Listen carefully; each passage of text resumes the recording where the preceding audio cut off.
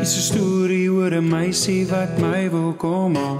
Sy's 'n engel uit die hemel, maar sy dink sy's normaal. Donker hare deur die blare, maar sy praat my taal. Sy het 'n glimlag in haar oë as ek met haar praat. Sy's onskuldig, so geduldig, maar sy volg my raad. Dink ek sou oulik en sy mis my as ek haar verlaat. Is dit hoe dit voel as jy voel jy die een? Is ek van sinnig of is dit nou regtig die een waarvoor ek nou al jare wag?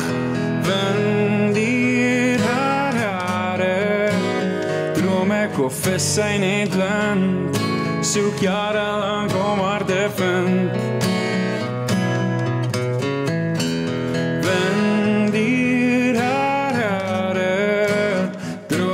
Of wou sy van my uiteindelik my iemand gekry?